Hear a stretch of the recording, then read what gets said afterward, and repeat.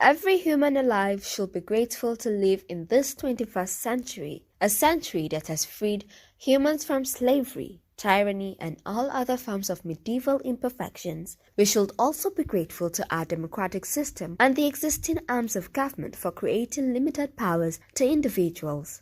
The subjective attempt by Governor Nasser El-Rufai to use his final 30 months of executive power to change the customs of the Kaduna State's traditional institutions is worrying. Thus, it is imperative to seek the help of both the judiciary and the legislative arm of government to intervene.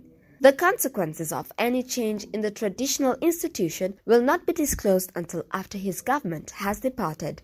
At the coronation ceremony of the Emir of Zazzau, the governor reiterated that he was proposing a change to the laws of the state's traditional institutions. He had highlighted that earlier at the State Assembly when he presented the 2021 budget. I have not read the proposal, but from what the governor is saying, he has mentioned the need for rotation within the dynasties and wished to correct injustices. Historically, Zazzau Emirate does not follow a rotational system. The selection process has always been for all contenders from the ruling dynasties to be declared after the demise of an emir. The kingmakers then make their selection and ask for the sultan's blessings. When the colonial government took power in 1897, they also sought the acceptance of the sultan after the selection of the kingmakers when Kwaso was removed. Like a perfect competitive market, the Zazzau Emirate has always had strong competitive contenders, which makes it difficult for one dynasty to dominate. That is why Emir Aminu, who lived from 1959 to 1975, rose and contested for the throne as the only candidate from the Katsinawa dynasty and was voted unanimously by the kingmakers. In 1846, Emir Mamman Sani was selected by the kingmakers to succeed his brother Emir Hamada with the blessings of Sokoto. In 1897, Emir Kwaso was selected to succeed his father, Emir Yero. The appointment of Kwaso was against the wish of the Sultan, but the kingmakers had stood their ground to select the competent person for the throne. That is why the Katsinawa dynasty has spent 73 years without the throne and without crying injustice. In northern Nigeria, several emirates have stopped rotating, and there was no proposal to change the laws.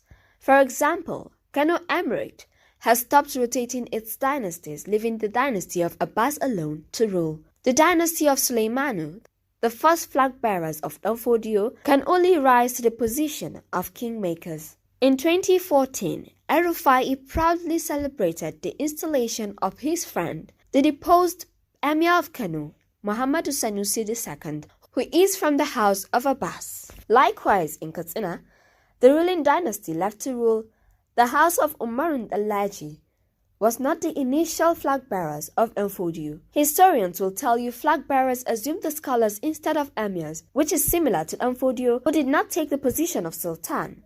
For this, some dynasties of the flag bearers, historians will tell you, flag bearers assumed the scholars instead of emirs, which is similar to Danfodio, who did not take the position of sultan.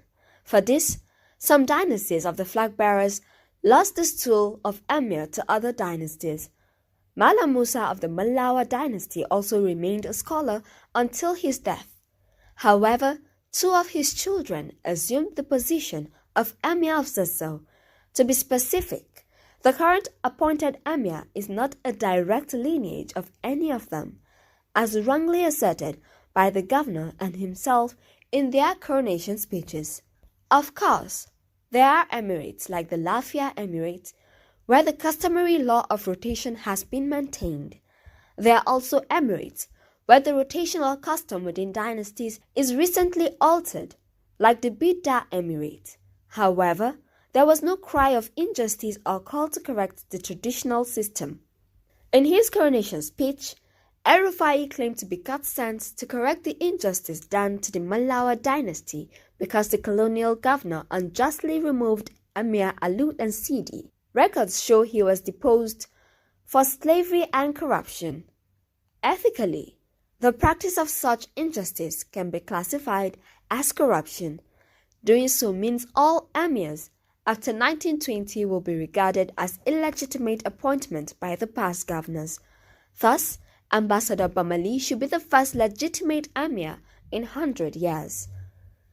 Since he is God sent to correct injustice, then he should consider Sulubawa dynasty, who have spent 160 years away from it. The Bari dynasty has also spent 61 years without it, but they have not cried for injustice. For me, the 100 years of Malawa dynasty is the will of God, not injustice as suggested in the governor's speech. It is also the will of God that late Amir Shehu, who lived from 1975 to 2020, spent 45 years on the throne, which contributed to those aggrieved 100 years. The will of God cannot be an injustice, and vice versa.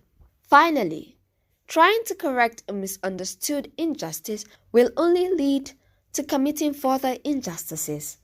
The existing customary practice of Kaduna State's traditional institutions should not be alienated from the rest of the institutions in northern Nigeria and West Africa.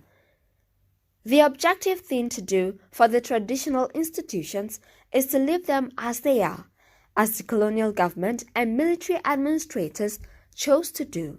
Written by Dr. Aminu, a senior lecturer at Cardiff Metropolitan University.